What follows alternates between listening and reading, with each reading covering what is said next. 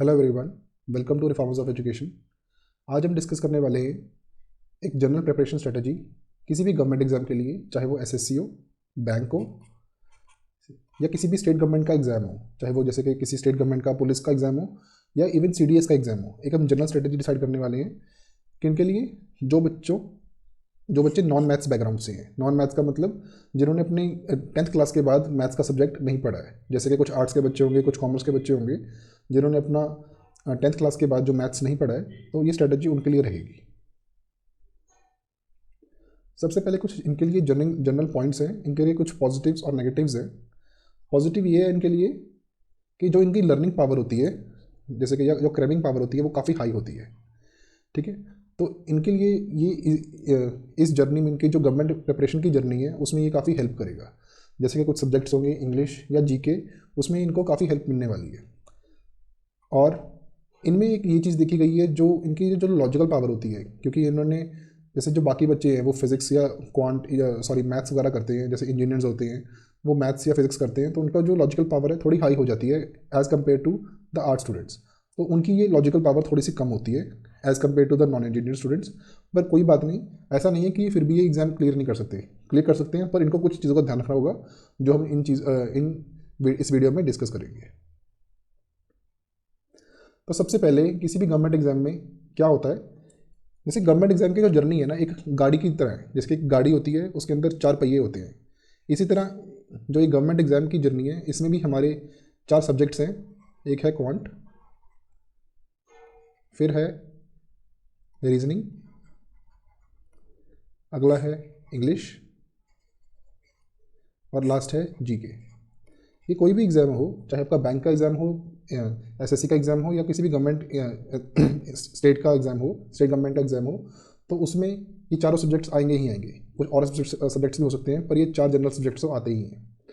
तो एक जनरल सी बात तो यही है, सबसे पहला स्टेप तो यही है कि हमको जो सिलेबस है, सिलेबस को अच्छे से गो थ्रू करना है कि जो भी एग्ज़ाम की हम तैयारी शुरू करेंगे, उसकी जो नोटिफिकेशन आएगी उसको अच्छे से पढ़ेंगे, उसमें जो सिलेबस दिया हुआ है उसको अच्छे से स्टडी करना है। ठीक। सो अब डिस्कस करते हैं कि जो ये 4 सब्जेक्ट्स मैंने बताए हैं, क्वांट, रीजनिंग, इंग्लिश और जीके, इन चारों की इंडिविजुअल स्ट्रेटजी कैसे बनानी है। तो देखिए, जो क्वांट का सब्जेक्ट है, इसमें इनको मैक्सिमम टाइम देना पड़ेगा। जो बच्चे नॉन मैथ्स के हैं, इसमें इनको मैक्सिमम टाइम देना पड़ेगा। क्यों? क्योंकि इन्होंने, जाहिर सी बात है, 10th क्लास के बाद मैथ्स जो है वो पढ़ा नहीं है, तो इनका जो क्वांट है वो भी काफ़ी वीक हो जाता है। जो इनकी सोचने की शक्ति है उस तरह से वो थोड़ी सी कम हो जाती है। तो इसलिए इनको इस टाइम पे ज़्यादा टाइम देना पड़ेगा, क्योंकि जो इंजीनियर्स हैं उनके पास एक एज होता है कि उनका क्वांट अच्छा होता है। और अगर उनको फिर इंजीनियर्स को कंपटीशन देना है तो उनको क्वांट को ज़्यादा टाइम देना पड़ेगा, ताकि उनका क्वांट भी इंजीनियर्स जिस तरह या फिर उनसे भी अच्छा हो पाए। इसके लिए मैं एक रिकमेंडेशन करता हूँ जो आर्ट्स के बच्चों को, कि आप अपनी एक ऑफलाइन कोचिंग ले लो, ज़रूर लो। कि ऑफलाइन कोचिंग का ये बेनिफिट है, जैसे आप टीचर के पास जाओगे, आप प्रैक्टिकली सब कुछ पढ़ोगे, आप फेस टू फेस पढ़ोगे टीचर के साथ, तो आपको ज़्यादा समझ में आएगा और आपके जो डाउट्स हैं वो भी आप आसानी से पूछ सकते हो।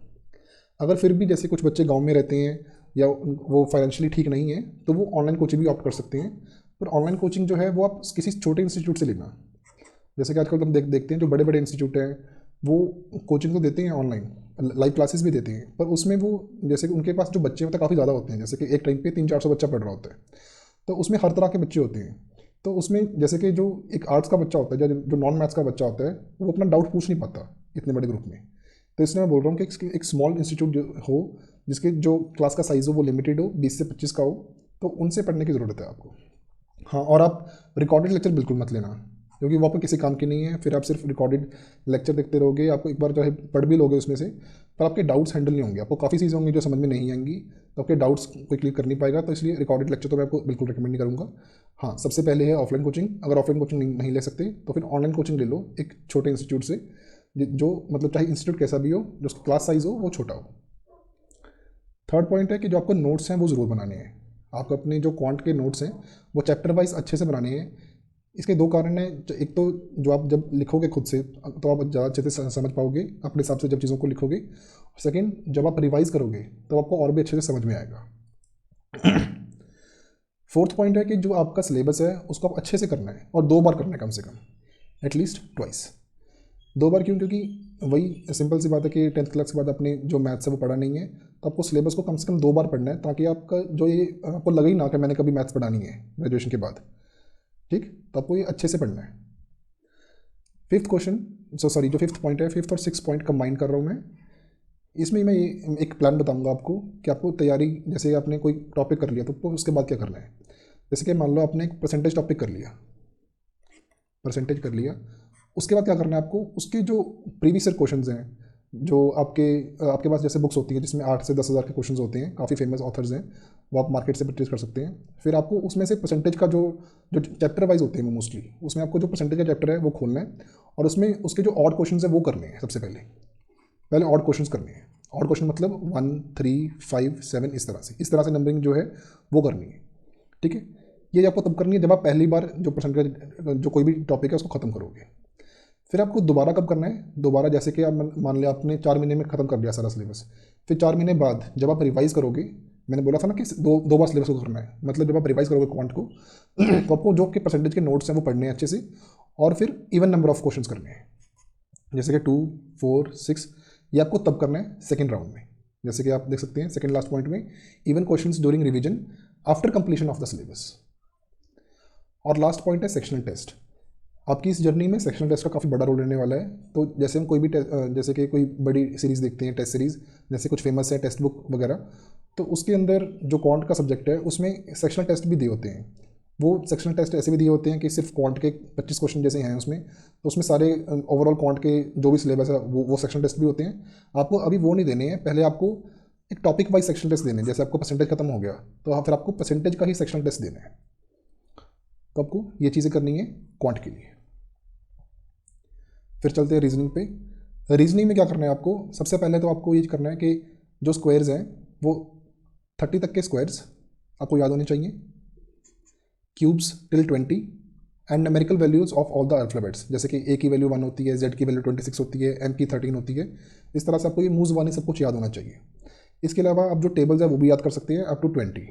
ये आपको रीजनिंग में नहीं क्वांट में भी काफ़ी हेल्प करेगा। ठीक, ये करना है। सेकेंड पॉइंट है कि आपका जो सेक्शनल टेस्ट है, सेक्शनल टेस्ट आपको देना है सबसे पहले, कि आपको रीजनिंग में जैसे कि मान लो एसएससी सीजीएल का कोई लास्ट का पेपर उठा के देख लो, उसमें जो रीजनिंग का सेक्शन है सिर्फ वो उठाओ, उसके जो 25 क्वेश्चन है उसको खुद अटेम्प्ट करो। फिर उसमें से देखो आपके स्ट्रॉन्ग क्वेश्चन कौन से हैं, स्ट्रॉन्ग टॉपिक्स कौन से हैं, और वीक टॉपिक कौन से हैं। तो जो स्ट्रॉन्ग है उसकी अलग से लिस्ट बना लो, और जो वीक है उसकी अलग से लिस्ट बना लो। ठीक, तो आपको वीक टॉपिक से नोट डाउन करना है। फिर क्या करना है, फिर आपको हर रोज़, जैसे कि मान लो स्ट्रॉन्ग में जैसे कि नंबर सीरीज़ है, वो आपका स्ट्रॉन्ग टॉपिक है, मान लो आपके अपने सारे क्वेश्चन जो नंबर सीरीज़ के आए थे वो कर लिया है आसानी से, तो उसके आपको 50 क्वेश्चन डेली करनी ही करनी है। इससे आपके जो नंबर जो आपको जो स्ट्रॉन्ग टॉपिक है वो आपके और अच्छे से स्ट्रॉन्ग होंगे। और जो वीक टॉपिक है उसको आपको यूट्यूब से प्रिपेयर करना है। मैं रिकमेंड नहीं करूँगा क्योंकि इसके लिए इतनी कोचिंग की भी ज़रूरत नहीं पड़ती हमको। तो जो जैसे कि पर कुछ टॉपिक्स हैं, जैसे कि कैलेंडर हो गया, क्लॉक हो गया, जो थोड़े से यूनिक टॉपिक्स हैं जिनकी कुछ स्पेसिफिक ट्रिक्स होती हैं, उसको आपको यूट्यूब से कर लेना है। आपको वहाँ से आसानी से कर लेंगे, और उसके बाद उसके प्रीवियस ईयर क्वेश्चंस अटेम्प्ट करने हैं। इसकी भी जैसे कि क्वांट में एक 8-10 हज़ार की बुक आती है, 8-10 हज़ार क्वेश्चन की बुक आती है, वैसे ही रीजनिंग में भी 8-10 हज़ार की क्वेश्चन की बुक आती है, आपको वो फॉलो कर सकते हैं। नेक्स्ट है कि जो वीक टॉपिक्स आप पढ़ रहे हैं उसके आपको नोट्स जरूर बनाने हैं, क्योंकि हो सकता है जैसे कि आपने क्लॉक पढ़ लिया, आज आपने यूट्यूब से क्लॉक पढ़ लिया, फिर आपने उसका क्वेश्चन भी लगा लिए, पर 2 महीने बाद क्या आपको वो चैप्टर याद रहेगा? नहीं रहेगा, क्योंकि आप कौन सा वो शुरू से करते आ रहे हैं, आपने बस 15-20 मिनट की वीडियो देखी, आपने वो क्वेश्चन किए और ख़त्म। तो ताकि आपको ये टॉपिक बाद में आसानी से याद आ जाए, तो आपको इसके नोट्स भी बनाने हैं अच्छे से। नेक्स्ट पॉइंट है कि इस चीज़ को, जो रीजनिंग है उसको आपको इनिशियली तो काफ़ी अच्छा से टाइम देना है, इसको सीरियसली देखना है, पर बाद में जैसे जैसे टाइम बीतता जाएगा, जैसे क्योंकि इसका जो सिलेबस है बहुत लिमिटेड होता है, तो स्टार्टिंग में आपको इसको अच्छा खासा टाइम देंगे, और बाद में जैसे कि 1 महीने बाद आपको इसको सिर्फ प्रैक्टिस ही करनी है। आप देखेंगे कि आपके जो 15-20 टॉपिक्स हैं जो रीजनिंग में आते हैं वो आपके 1 महीने के अंदर आराम से कवर हो जाएंगे, 1 या 1.5 महीने के अंदर, और फिर आपको उसकी सिर्फ प्रैक्टिस ही करनी है। लास्ट कि आपको कोचिंग लेनी है कि नहीं। कोचिंग आप तब ले सकते हैं अगर आपको या तो यूट्यूब से बिल्कुल भी समझ नहीं आ रहा, कि यूट्यूब से आपको बिल्कुल समझ नहीं आ रहा और आपके डाउट्स भी कोई हैंडल नहीं कर रहा, या फिर अगर आप इनकन्सिस्टेंट है, अगर जैसे कि आपने एक वीडियो देखी आज, फिर कल नहीं देखी, फिर अगली वीडियो आप हफ्ते बाद देख रहे हैं, तो अब ये आपका मतलब आप इनकन्सिस्टेंट है। अगर आप इनकन्सिस्टेंट है तो भी आप कोचिंग के लिए ऑप्ट कर सकते हैं। नेक्स्ट है इंग्लिश। इंग्लिश में आपको क्या करना है, सबसे पहले एक कोई जनरल सी बुक खरीदनी है इंग्लिश के लिए, जो कि कॉम्पिटिटिव एग्जाम्स के लिए हेल्पफुल हो। आप चिंता मत कीजिए, जो भी मैं बुक्स बोल रहा हूँ वैसे जो मैंने बुक्स फॉलो की थी अपनी तैयारी में, मैं आपको ज़रूर अगले वीडियोज़ में बताऊँगा। अभी के लिए एक बात देख लीजिए, कोई भी कुछ जर्नल्स को स्टैंडर्ड बुक देख लीजिए इंग्लिश की, जो कॉम्पिटेटिव एग्जाम्स में हेल्पफुल होती है।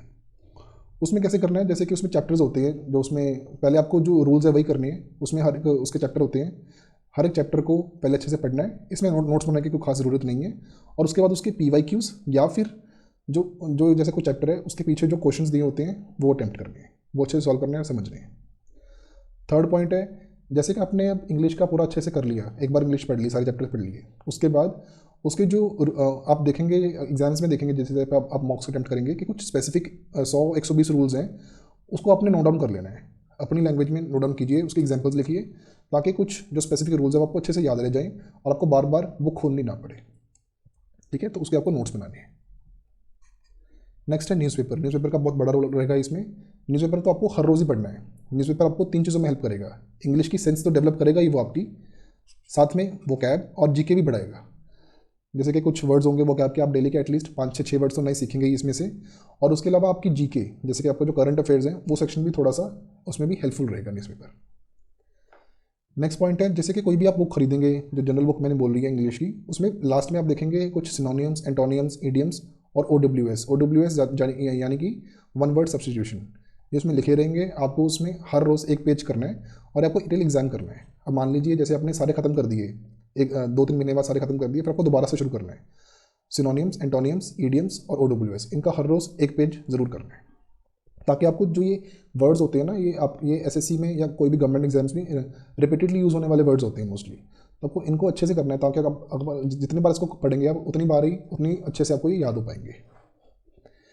इसके अलावा सेक्शनल टेस्ट, क्योंकि इंग्लिश एक जनरल चीज़ है, अगर आप इंग्लिश मीडियम से बिलोंग करते हैं तो आप इसको फुल जो सेक्शनल टेस्ट है वो आपको आप हफ्ते में इसको 1-2 बार दे सकते हैं, जैसे कि वीकेंड में दे सकते हैं, और आप एनालाइज कर सकते हैं कि इसमें आपका स्कोर कितना रह रहा है।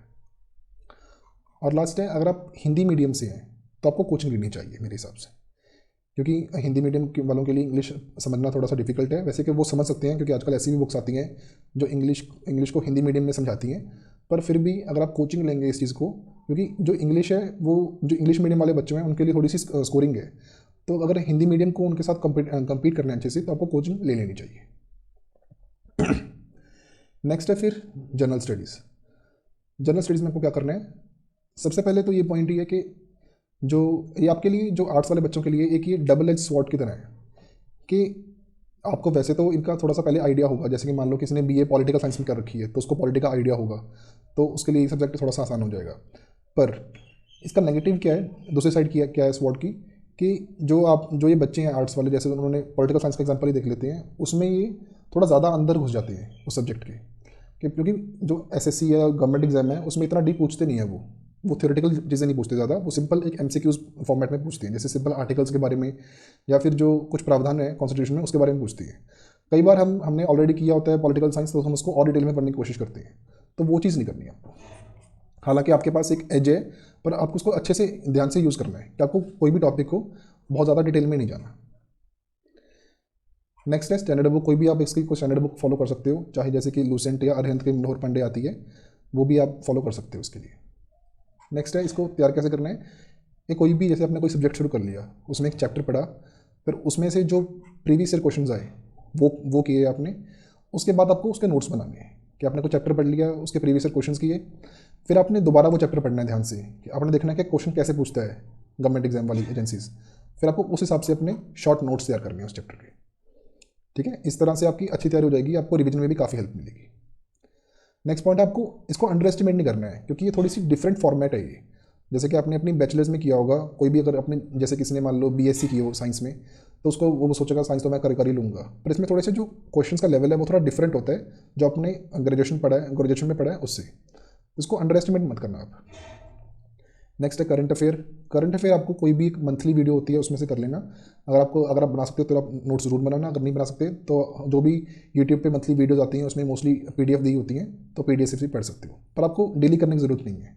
डेली आपको सिर्फ न्यूज़पेपर पढ़ना है और न्यूज़पेपर के नोट्स बनाने की कोई ज़रूरत नहीं है आपको।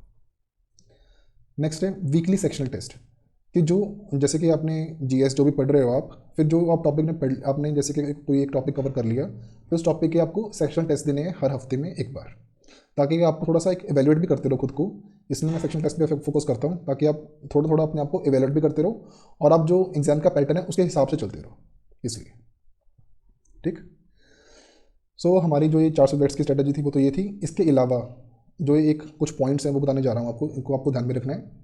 सबसे पहले तो आपको एक एरर नोटबुक बनानी है। एरर नोटबुक क्या होती है कि जैसे कि मान लो आपने कोई सेक्शनल टेस्ट या मॉक टेस्ट दिया, उसमें आपके जो भी आपको लगा जो मुझे क्वेश्चंस नहीं आते, जो आपके वीक पॉइंट्स हैं या फिर वो चीज़ें जिसमें आपको ज़्यादा टाइम लग रहा है सॉल्व करने में, तो उसको आपको एरर अपनी जो एक कॉपी बनानी है सेपरेटली, उसमें नोट डाउन करनी है। जैसे कोई क्वांट का क्वेश्चन है उसको शॉर्ट में नोट डाउन कर लिया, और फिर उसका जो बेस्ट पॉसिबल सोल्यूशन है जो आपने पहले पढ़ा था थ्योरी में वो उसका लिखना है, और फिर इसको बार बार रिवाइज करना है। जैसे कि आपने 100 मार्क्स देने हैं कम से कम, तो आपको जो 100 मार्क्स का एनालिसिस उसमें मिल जाएगा लास्ट में जब आप एग्जाम देने जाओगे। तो आपको जब एग्जाम देने जाओगे तो एरर नोटबुक को बार बार रिवाइज करके जाना है, ताकि जो आपके वीक पॉइंट्स हैं वो स्ट्रॉन्ग पॉइंट्स बन जाएं। नेक्स्ट है कि आपको मॉक्स देने कब से शुरू करने हैं। हाँ, ये काफ़ी बच्चों का क्वेश्चन आता है कि हम मॉक्स कब से देना शुरू करें, फुल मॉक्स। मेरी सलाह में जब आपका क्वांट में अरिथमेटिक पूरा हो जाए तब से आप फुल मॉक्स दे सकते हो। ठीक। फुल मार्क्स आपको कब से देने हैं, जब आपके अरिथमेटिक खत्म हो जाएगा क्वांट में, तब से आप फुल मार्क्स जिसमें सब सारे सब्जेक्ट्स इकट्ठे आएंगे वो आप दे सकते हैं। उसकी जो स्ट्रेटजी है वो भी हम नेक्स्ट वीडियोस में डिस्कस करेंगे कि जो फुल मॉक है वो देना कैसे है। नेक्स्ट है कि जो मॉक का स्कोर है, मैंने देखा है जो आर्ट्स के बच्चे होते हैं उनका जनरली थोड़ा सा स्टार्टिंग में स्कोर कम आता है। तो आपको उसको टेंशन नहीं लेनी है, और उसको कोई भी जो मॉक का स्कोर है उसको सीरियस नहीं लेना। उसको मतलब जो मॉक्स का स्कोर है स्टार्टिंग के 2-3 महीने में तो आपको ये सोचना कि ठीक है जो भी है कोई बात नहीं, पर मैं मॉक दूंगा ज़रूर हफ्ते में एक बार एटलीस्ट। तो उसको सीरियस नहीं लेना है। धीरे धीरे आप देखेंगे आपका मॉक का स्कोर अपने बढ़ जाएगा। नेक्स्ट आपको पेशेंस रखनी है अच्छे से। अगर आप कोई भी बैकग्राउंड से हैं, अगर आप सिर्फ 5 से 6 महीने पेशेंटली देते हैं कोई भी आपके गवर्नमेंट एग्जाम को, तो आप इस एग्जाम को इजीली क्रैक कर सकते हैं। Yes, it is easily doable. 5 से 6 महीने, और आपको हर रोज़ 5 से 6 घंटे पढ़ने हैं बस। कंसिस्टेंटली अगर आप ऐसे पढ़ोगे, पेशेंस से पढ़ोगे, तो आप अगर इस तरह से पढ़ते रहोगे तो आपको जो गवर्नमेंट एग्जाम में उसमें सक्सेस ज़रूर मिलेगी। लास्ट पॉइंट है मेंटोरशिप का। ये यूपीएससी में तो काफ़ी चल रहा है आजकल के मेंटोरशिप ले रहे हैं बच्चे, पर अपने जो बाकी गवर्नमेंट एग्जाम्स में उसमें थोड़ा सा कम है इसका जो प्रचलन है। तो हमने एक ये पहल शुरू की हुई है कि मेंटोरशिप की भी, कि हम जो बच्चे जिनको घर से तैयारी करनी है, जो कोचिंग अफोर्ड नहीं कर सकते, तो उसको हम मेंटोरशिप भी प्रोवाइड करते हैं कि हम उनका पूरा सिलेबस का शेड्यूल बनाते हैं कि उसको कब क्या पढ़ना है, और उनको वीक बाय वीक टास्क देते हैं। तो अगर आपको हमसे मेंटोरशिप लेनी है तो आप हमसे उस लिए भी जुड़ सकते हैं हमारे चैनल से। आपको जो लिंक्स हैं वो आपको मेरे बायो में मिल जाएंगे। सो थैंक यू, आज के इतना काफ़ी है। नेक्स्ट जो हमारी वीडियो रहेगी वो रहेगी इंजीनियर या फिर मैथ्स वाले स्टूडेंट्स के लिए, कि जिन बच्चों ने अपनी 10th क्लास के बाद मैथ्स पढ़ रखा है उनके लिए ये वीडियो रहेगी। तो नेक्स्ट वीडियो में मिलते हैं 3-4 दिन बाद। Till then, thank you and all the best.